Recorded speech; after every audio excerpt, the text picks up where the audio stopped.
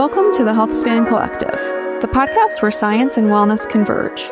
I'm Nicole Doran, and I'm thrilled to have you join us as we dive into the world of regenerative medicine, integrative health, and the latest science and trends shaping how we live healthier for longer. Dr. Purita, welcome back. My pleasure to be here again. I'm looking forward to talking today. Me too, especially because we have a very exciting announcement, which is our new treatment called plasmapheresis.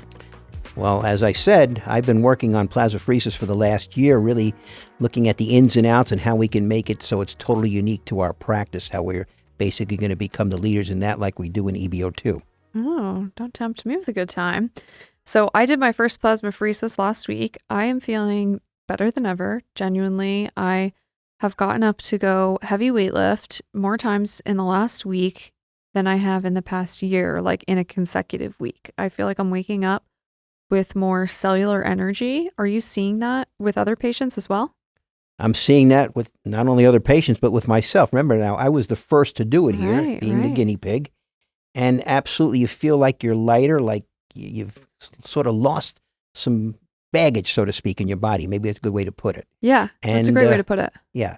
And that's, what we're seeing across the board in everyone. And that is kind of what it's doing, right? Can you explain for us a little bit what plasmapheresis is and how it works? Well, plasmapheresis basically is an oil change. That's truly an oil change. Now, what gets me is some people will say EBO2 is an oil change. No, it's not an oil change, because what we're doing there is we're cleaning the blood. It's like an oil filter. We're getting rid of toxins. But in plasmapheresis, we're literally taking some of your plasma and throwing away. Now, what does it really mean? Well, plasma is the watery part of your blood.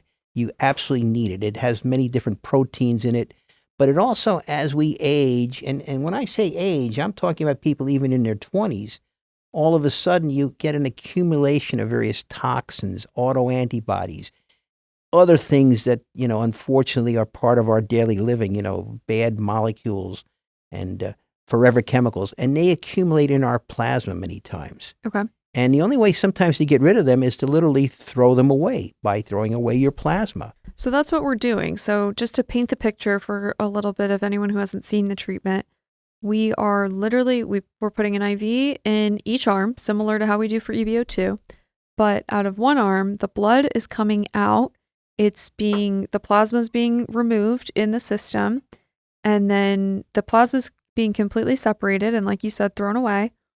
And the non-plasma blood is being put back in the arm, while in the other arm, we have albumin dripping as an IV, correct? That's correct. So kind of let's get a little more detail. So basically your blood has a couple of major components in it. It has the red blood cells, which carry the oxygen with the hemoglobin, the white blood cells, which are part of your immune system, and your platelets, which, among other things, help do clotting, but they really are a lot of growth factors and things like that, and a whole bunch of exosomes and microparticles and things like that are in the blood. What we're doing is we have a machine. Now, there's two ways of doing plasmapheresis. The one way is to do it by filtration, which seems to work okay, but not as good as the other way is what we do centrifugation, where we're basically spinning the blood at a very high speed. And by doing that, we're able to separate the components. And then what we do is we take the plasma and we're literally going to throw that away. Now, we use albumin. Now, what is albumin? Well, albumin is a blood product. And all of a sudden, people are going to start saying, well, wait a minute, you're giving me a blood product. I'm not so sure because I'm worried about maybe getting some viruses that patient may have had in that blood. But there's one very important fact. Albumin is pasteurized, it's sterilized, so there are no organisms in it whatsoever. So you have no worries about catching something from someone. I have no qualms. I mean, believe me, I wouldn't give it to myself, nor would I give it to a patient if I thought there was a risk of maybe contamination. As a surgeon, way back when I used to do a lot of, surgery, and sometimes we'd have to do a transfusion, you wanted to think twice about it because you never knew what you're going to basically subject that patient to. But no problem with albumin. And furthermore, albumin is a very potent anti-inflammatory compound that has long-term effects on you. Right. So a very good thing. Right. So it's that much more anti-inflammatory, not because you're removing the plasma, but you are replacing it with albumin, which is anti-inflammatory itself. Right, the 1-2 punch, so to speak. It's important to remove those growth factors, which are bad, and other cytokines that are bad, which are growth factors. But you also get the punch from the albumin too. So it's a 1-2 thing. So who is this treatment best for? Like, what kind of patient is coming in front of you and you're recommending this? Well, this treatment it's interesting. It's good for almost anyone. Like I said, when we start getting in our 20s, we start accumulating these various toxins, if you want to call them. And these are in the plasma. And so getting rid of them is going to do nothing but help anyone. Now, it's also good for people with autoimmune conditions.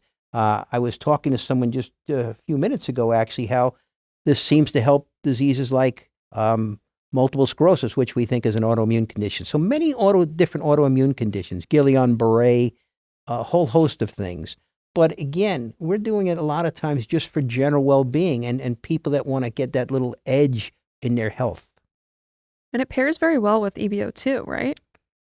There is nothing better than EBO2 and plasmapheresis together because each one has its strength, and together they form a really good bond. Because let's kind of go over it. When we do EBO2, I feel like we're juggling a couple of pathways. There's one pathway called the the NRF2 pathway, which is a major pathway that reduces inflammation in the body. Plasmapheresis does not stimulate pathways. EBO2 does. Now, EBO2 will also remove many different microtoxins. It'll remove heavy metals and things like that. It'll remove some basically forever chemicals in you. Plasmapheresis will do the same thing because we're basically getting that plasma and throwing it away. So I have a regimen that I've designed for our group that basically we would do an EBO2 one day, then maybe wait a day, then do a plasmapheresis, and then follow that another day or two later by another EBO2. And I think that's going to be a winning combination. One other thing that we do here is that we go ahead and we combine plasmapheresis with biomodulation, photobiomodulation. Nowhere, as far as I know, there's nowhere that's doing that. And you're going to get the benefits of two separate treatments in one.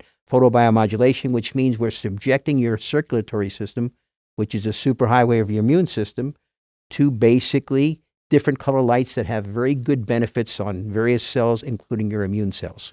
So can we go back? I just want to break down a little bit more. So obviously with EBO2, you're filtering, it's a blood filtration system. Correct. So you're filtering out, we know we're getting some mycotoxins out, some heavy metals, some forever chemicals, PFAS, some like glyphosate, chemicals like that. And then, so you're filtering that out of the blood. And then say you're doing a plasmapheresis a few days later, would it be a lot of those same compounds that are stored in the plasma that the plasmapheresis is also removing? No, what I think's happening is the ozone drives a lot of these compounds from where they're stored in fats and organs and things like that and puts them into the system. Now, we're going to remove some by filtration, but remember now, the filtration that we're doing is somewhat limited. So you're still going to have a number of these compounds floating in the body, but they're going to be basically in the plasma. That's the beauty of it, because then we get those compounds. They're kind of floating around in there. Eventually, hopefully, the body can get rid of them, but we're just going to be giving the body a big boost by getting rid of that plasma, throwing it away, and there's a lot of bad toxins in there. So you're going to have way more toxins probably in your plasma after you do the plasmapheresis than before. That's why you always want to do the EBO2 first. That's why you want to do the EBO2 first, then do the plasmapheresis.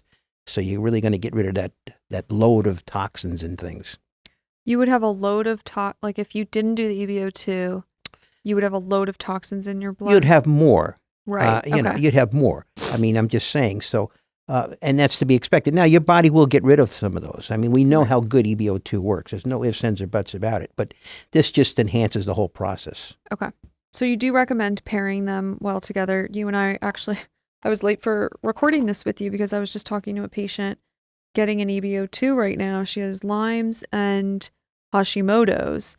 And you had discussed with her doing an EBO2 plasmapheresis EBO2 protocol. And it is for somebody like that who's dealing with such chronic inflammatory condition in their body. it would be kind of the perfect protocol for them, right?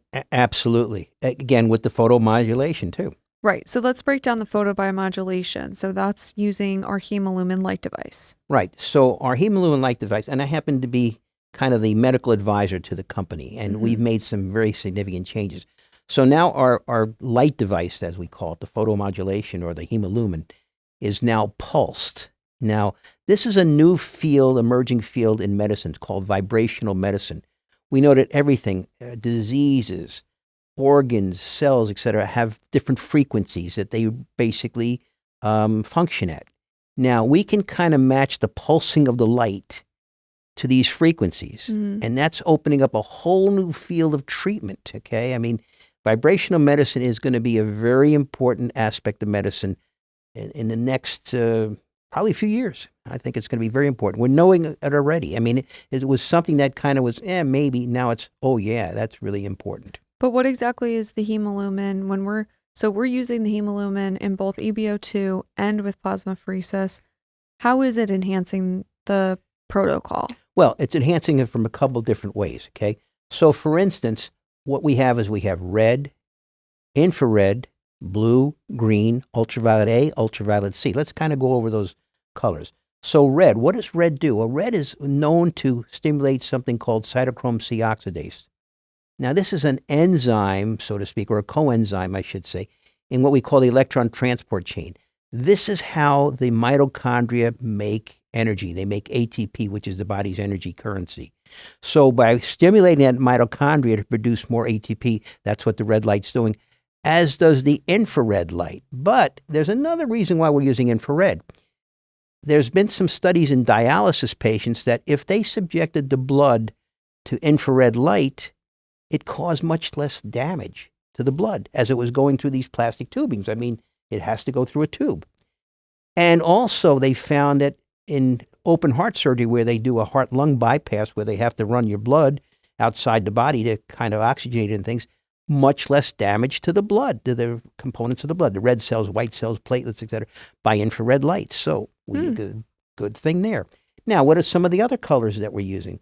Well, so the green can help cells, maintain their health, and it can be a little bit of a cell stressor, as is what we call ultraviolet A. Ultraviolet A light is interesting in that it can act as a cell stressor. And you're saying, well, why do you want to stress the cells? Because when you have a moderate stress to the cells, you're going to get something called heat shock proteins, which we could spend a whole lecture on, and then we'll probably do a podcast on it one day. But that helps the proteins fold properly into the cells. And ultraviolet C light is something that most of these toxic organisms don't like, because it basically can damage their lipid membrane. It exposes their DNA and RNA, and guess what? These organisms will basically succumb to the light, and that's it. They'll die. And that's why I like plasmapheresis, because I think some of those proteins are going to be floating around from these organisms, and the plasmapheresis will help get rid of it. So there's the 1-2 punch. Awesome. What's the benefit of the Myers drip at the end of the protocol? The Myers drip just basically, I think, is going to help your overall immune system do a little better. Vitamin C and things like that are going to be beneficial for you. Yeah. And for somebody with mold toxicity, so I actually had mold toxicity last year, which was one of the reasons I was so interested to do this protocol. You would recommend the same thing as the autoimmune conditions, correct?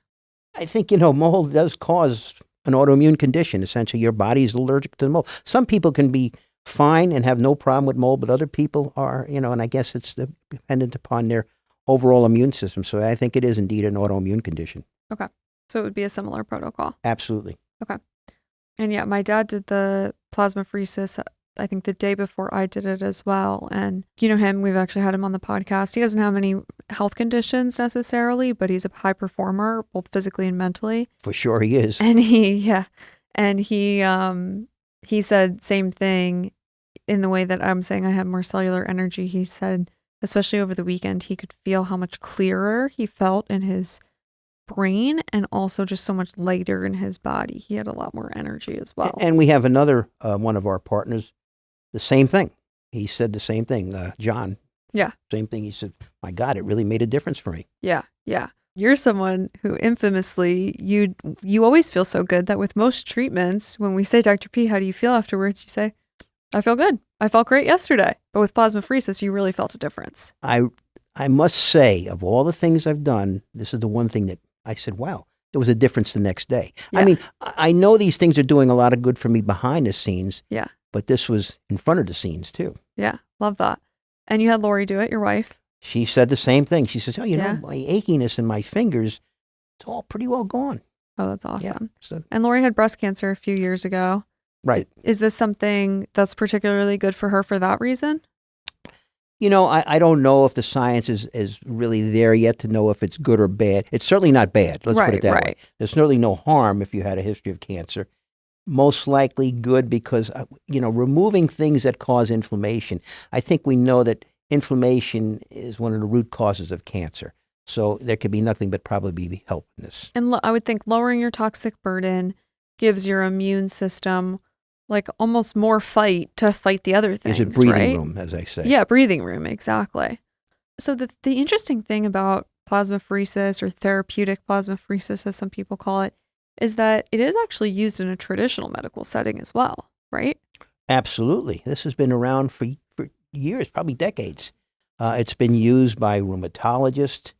It's been used by oncologists, I guess, in some ways to get rid of some, you know, toxic burden and things like that. So it's certainly not something that all of a sudden is there. I mean, it's been around, and it's a safe procedure. There's really not too much that can go wrong. You still have to watch it, and, you know, we still want a nurse there at all times. Of course. But it's not, I would say, in all honesty, now, luckily, we know the ins and outs of EBO2, but there's probably more that could bother a patient in EBO2, not that we see problems, than there is with plasmapheresis.